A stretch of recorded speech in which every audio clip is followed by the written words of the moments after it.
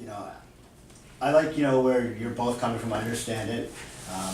I like the fact that you are not sitting here saying that, oh, well, no, cannabis should just be outlawed and nobody should ever touch it. I fully appreciate what you're saying, especially having, you know, older kids and then an 8-year-old and a 3-year-old. You know, but again, I have less worry of, you know, all my cannabis is locked up in a safe. And those Walgreens child-proof containers, they're not as child-proof as they say they are. No. And so I worry more if, you know, one of my kids found a pill like that versus, you know, if they find, if something is like, if part of my chocolate bar is left out, it's not left out, it's in like a sealed package where even 4-year-old man like myself, it takes me a little bit to get it open. But I'm fine with that because it's protecting my children. Now again, with the use for anxiety and other avenues, in my eyes, there's nothing better because I'm able to go to work every day and not be in a fog and not be comatose. And all the doctors want to do is prescribe you opioids to put you into this medication coma and alter who you are and what you do, and every single part of you changes. There are different ways of using medical cannabis. I mean, one of my favorites is a cream called Pain Be Gone. Really, where PDI posted a Facebook post about how it has saved my life from flare-ups. Where pretty much CRPS, it feels like somebody has replaced your blood with gasoline and lit it on fire. And your disease is chronic? Yes. Chronic? All the time, every day. It's like I got a stimulator in my back. I'm going for it. And I've had more flare-ups as of recently because the minute, like, I broke my wrist a few months ago, and the minute I broke my wrist, it spread to my wrist. I had a knee surgery last year, it spread to my knee. I went into the ER, I went to the orthopedic surgeon, they had no idea about CRPS. And so what do they want to do? They want to just Give you opiates. yeah, or go in and do surgery right away. Like, well, no, you can't do surgery on me because the minute you open me up, it's going to have it spread. Like, oh, well, tell me more about this CRPS. So I've actually had my general practitioner's office meet together and kind of explain it to them because it's all this misinformation that's out there that is uneducating people. You know, to your point, you know, we have to be very careful, especially if we're treating someone with PTSD that has depression or anxiety, because too much THC can actually exacerbate anxiety. So we have to be very careful about that. And that's what's great about PDI is that they are, the first time I came in here, I wasn't intimidated, but I thought I was gonna, you know, back in the day in college, I did whatever, you know, but I hadn't done it for a while, and I came in here, I'm like, oh, I know I'm gonna know what I'm gonna do, and this and that, and I sat down with Joe, and I was blown away. I was like, you're wiser than any doctor I've spoken to in the last 10 years.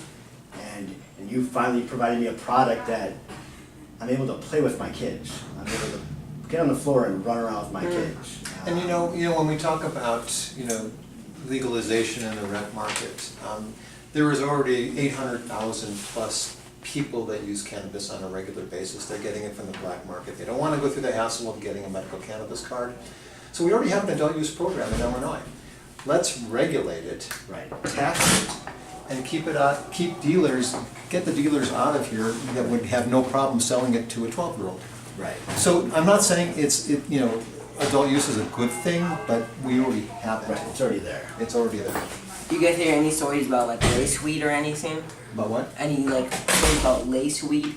Lace So weed? that generally doesn't happen. There were a few anecdotes in the news about like weed laced with fentanyl, but that's not really the case. It turns out the people that came out with those stories were actually not telling the truth about the drugs that they were using at the time. Right. So the black market's not like this dangerous market. Of course, we'd like to have it regulated, but it's not some dangerous market where you're getting cannabis laced with fentanyl.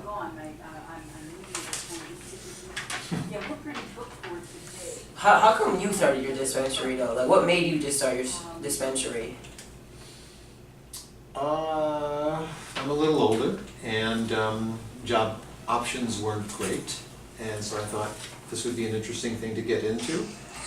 I put together some partners, and we spent some money on the applications, and we got a license, and we opened it up. And what was interesting about opening up here is just north of us, there's another dispensary that was the second dispensary to open up in the state of Illinois. So they had 400 people show up at their door on day one. We had 3 people. Day 2, we didn't have anyone come in. Day 3. So basically, we were struggling for the first 6 months. But as word got out, that we have this pharmacist model here, I think people have really appreciated that. Yeah, and I would say, the one word I would describe of what you've done is hope. You've given hope to thousands of people that prior to that, you know, live in a world that looks at cannabis as simply, you know, the devil's lettuce, or saying this is bad product. Just lazy people, yeah. Right, and like all these people do is just sit on their couch all day and get stoned, and that's not it No. at all. And that's what makes this dispensary so amazing, is that you go and you talk to them, and they treat you like a patient, not like just somebody that you're having a drug. Just money hungry, Right, yeah. right. That's what I like about this dispensary too, is that there are pharmacists running it. I think that they rushed to pass the medical cannabis bill. I think they did parts of it wrong. I think we should have more dispensaries like this instead of anyone being able to open one. Of course, there's a lot of licensing required, but I think that you should need a medical background in order to open a dispensary. And I'm afraid that if we rush to commercialize, they're going to make the same mistakes that they made. They're not going to do it right. The Canada model is actually one that I like a lot better than the one that we see here so far. In Canada, they required recreational cannabis to have plain packaging, so there's kind of no marketing whatsoever for cannabis products in Canada. In the United States, in the states that have done it, we've seen we've seen billboards, we've seen a lot of like packaging that may appeal to youth, and one of the goals with commercialization with legalization, we should not commercialize. We should do as much as we can to prevent youth from getting it. And they're very lenient with these laws, like they were with medical cannabis. They're lenient on who's able to open a dispensary. That's the same thing that they're trying to do with the current bill to commercialize. Is they're very lenient with what people are allowed to do. They should have tighter regulations to have an industry that's more regulated, more like this dispensary, instead of other dispensaries that you may find. One thing to go off your point was the commercialization of I can't say the word, but of it is that, like, let's for example pick NBC, ABC, CBS, whatever. You're watching a TV show on a Saturday night. Next thing you know, you see a commercial out there for Lyrica, and it shows a picture of somebody running in a field, and they're all happy in this, and then there's a little blurb at the bottom that says, all right, this might cause you to kill yourself, this might cause you to no longer feel your feet, this might cause you to throw up violently every 6 hours. So it's already out there. I mean, it's just, we're putting out the wrong information. I mean, there's a reason why every single one of those, look at any pharmaceutical drug, the commercial, and if you press pause on your TV, you're gonna see about this much at the bottom of it that says all the ways it's bad and all the horrible things that it does, but yet they have a picture of like a woman running in a field with her dog following her. I actually find that half the commercial they dedicate to just talking about all the side effects. They list them one by one by one. Like those commercials, they never work for me. Like I would never want to use those drugs because half the commercial they dedicate to talking about the side effects. But you're saying use those drugs versus when you have a disease like runs your life. Use isn't, have to use isn't a choice, it's need. It's need versus want. I needed Lyrica, I needed Percocet, I needed Norco. So it's the need for medical cannabis, in my eyes, and in everybody I speak to all the time, is above all those others. I get that. I was just saying that those commercials, it's not just like fine print Right. at the bottom. It's like they go through it. It takes up half the commercial time. And something that's actually I was reading about this morning is those commercials will now be required to show prices for their products. Right, for example, Lyrica without insurance, $300 a month. I mean, there was another article I was reading about another drug, I think it's for children's seizures. From like 1986, it went up from like $3 a vial to now like over $3,000 a vial. Same medication, same pharmaceutical company. It's because Big Pharma, all they care about is cash. That's all they care Well, about. they have to recoup their investment Right. because they have so many that fall through the cracks where they've already spent a couple of $100 million. Right. So they have to, and they only have, I think it's 18 or 19 years to recoup their investment. So, there's there's a strategy behind Right. their pricing, but it still doesn't help when insurance doesn't cover it. Right. I have a question. Does the government like regulate how much you get and how you get it? How do they? With for cannabis yeah, supply? yeah, for- you're regulated to a certain amount every 2 weeks, and The way it works out, it's 2.5 ounces every 14 days. 2.5 ounces, if you actually break it down, it's about 70 grams. And how I explain this to a lot of patients in terms that they understand is, imagine you're rolling a joint, you're usually using a 0.5 gram to roll the joint of flower. So 70 grams would give you 140, 150 joints in 2 weeks. A lot of people say, wow, that's a lot, and I would never do that. And most patients don't measure, don't go up to the ceiling of their allocation. Right. But we do have some patients that have very bad intractable pain, or they've got some very serious conditions where some of the concentrates that we have, 1 gram of concentrate can take 8 grams of flower to produce, and they might be using 3 or 4 of those a week. So that's where we have to bump up their allocation, and there's a form to do that. The doctor has to sign it, and then they can get more. So everyone's got the same limit, like about 140 joints, regardless of how much you'll need? Yes. Okay. That's the minimum, and then whatever if you were to get product today, it would roll over 15 days from today. Okay. So if you use 3 or 4 grams, that would drop off 15 days. Do you guys think, you know how when cigarettes first came out, everyone was for it, and all these medical, like how you clean your teeth and all of that? Do you think marijuana down the road, 40 years from now, it could become like that? Or do you think marijuana is always going to be more accepted than cigarettes? Well, over the years, and I think, there was, Joe Camel and a lot of romance with cigarettes. Every movie star smoked it. Mm-hmm. Cigarettes kill people. Bottom They cause Yeah. lung cancer. I don't know if 20 years from now, if we're going to see cannabis causing lung cancer. There was a study that was done by a health concern in California called Kaiser Permanente. It was a prospective study where they took 70,000 guys from the ages of 17 to 70, and they asked the question, does smoking marijuana cause lung cancer? So the first group didn't smoke anything. There was a couple of cases of lung cancer. The second group smoked a combination of cannabis and cigarettes, and there was a 10-fold increase in lung cancer. The third group was just cannabis alone. There was no cases of lung cancer. Now, I'm not jumping up and down saying, wow, cannabis prevents lung cancer, because when you're smoking cigarettes, you're doing this all day long. right. When you're inhaling cannabis, it's 1 or 2 inhalations, you're putting it down. So there's that factor. But there is some protective properties that cannabis has, even when you're combusting it and putting it into your And lungs. it does have a lot of tar in it. I don't know if it's tar, but there's vaporization. Vaporization is an alternative to combustion.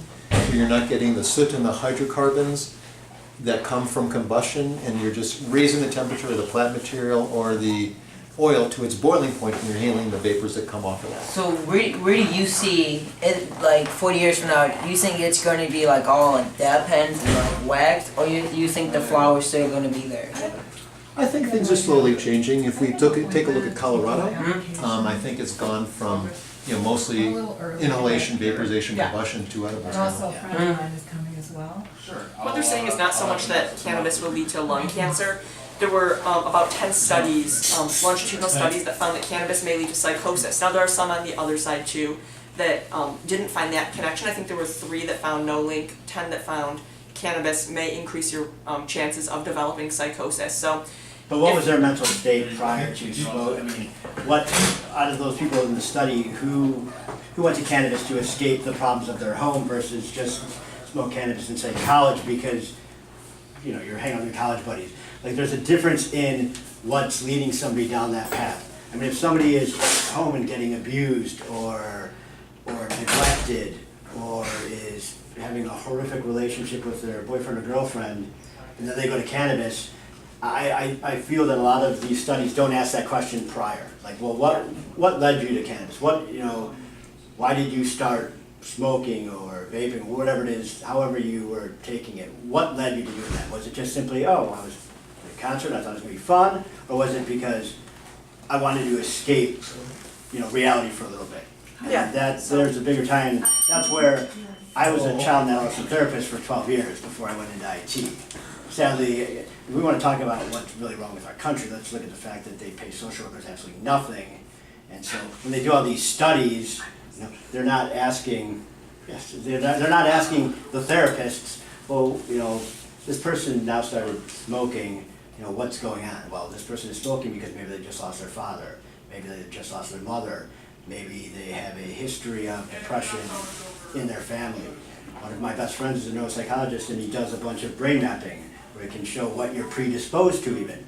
So even before you put cannabis in the mix, before you put caffeine in the mix, before you put any food in the mix, there are certain parts of your genetic code that are predisposed to certain areas of depression, anxiety. So I think a lot of these studies are so limited because, as Joe was saying, there's just not enough research going on about the true medical relief that comes from cannabis. Yeah, and I mean, I'm sure you're right. I'm not saying that cannabis 100% leads to an increased risk of psychosis. I'm just saying 20 years down the line, no, I don't think people will say cannabis leads to lung cancer. If anything, I'd say it'll probably be psychosis because there are 10 studies that show that link. Now, that's not necessarily conclusive, but there's a chance. We don't know yet for sure. And either way, like, There's a chance of being a father with 3 kids that are under 3 years old that's going to lead you to psychosis. yeah, so if I you're mean, saying it it's, won't, I'm you know, saying there's a chance, right. like, And there's a chance Neither of that us I'm know gonna- for sure, Right, right. there's a chance I'm gonna walk outside and get struck by lightning. I mean, so there's all these chances, but the important thing is as well, I'm not gonna get struck by lightning if I go outside and it's 70 degrees and sunny and there's not a cloud in the sky. I'm just saying there have been 10 Right. studies, like, maybe they're Right, inaccurate, maybe. but those studies, what's point A of those studies?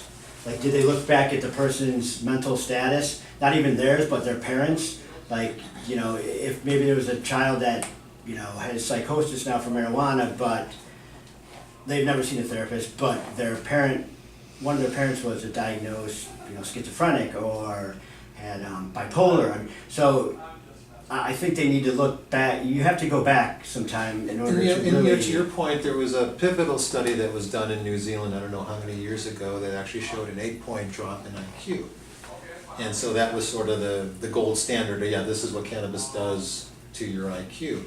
Well, in present day, they sort of took that and they took a look at it and they looked at all of the other variables that Right. went into this IQ decrease. And it was, Marital family, status. home, all those environmental factors that were not factored into this 8 drop in IQ. And so it was basically Skewed. So for either skewed of and those, called, they debunked it. Right. so I don't think we can conclusively say like either side is correct, that it will lead Right. to psychosis, it won't. Right. But we'll see, there is not a conclusive study. There's a chance, because some studies that aren't conclusive have showed the link. But there has not been a conclusive study, and we won't be able to make any determinations until there is a more Right, conclusive right. study. Yeah, before let's controlled business. let's get this off of step 1, let's do the science. Right. Let's get rid of the there's a guy named Alex Berenson who wrote a book, Tell Your Children, Marijuana, Psychosis and Violence. This guy, he's actually a prominent reporter for the New York Times, and he wrote this book, but he's not a scientist, he's a fiction writer, and this book has been debunked around the world and called it just BS. I would much rather have my daughters hanging out with a bunch of guys that smoke versus a bunch of people that are drinking alcohol. I mean, alcohol is proven to, I don't hang out with either, like I wouldn't want to. Yeah. Right, but I'm saying like if, and I'm not saying that they should go to either of those, but I'm saying I would prefer, that they hang out with the group that's smoking versus the group that's drinking. I mean, you look at all these made for TV movies that are based off true events and, cheerleaders being raped, things like that. How many times that story starts with 3 people sitting in a house smoking? No, it's always they were at a party drinking. I was in college, I know what college is like. I mean, people get what I call beer strength. They think that can do anything, they can, handle anything. They are, look at drunk driving. I mean, any person should realize that if, after they've had 3, 4, 5 beers, don't get behind the wheel of a car, but they think that they can. Yeah, and I think you're comparing cannabis to alcohol. I don't think we should necessarily do that. I think we should make our own judgment as to whether we want to introduce But legal alcohol cannabis is into our like, community. alcohol commercialization is like all over, like Super Yeah, Bowl. I mean, and they you look tried at every prohibition, it didn't billboard, work. right. I'm just saying, like, Right. personally, I don't think we should compare cannabis and alcohol. Oh, well, thank you, Zach, today. Oh yeah, what's your name? I'm Carson. Sorry, thank you, Carson. What's your name? Joe, No, thank you, Joe. Okay, okay. No, I hear you, yeah, it's a lot going on. you'll edit this part out too. Yeah. All right.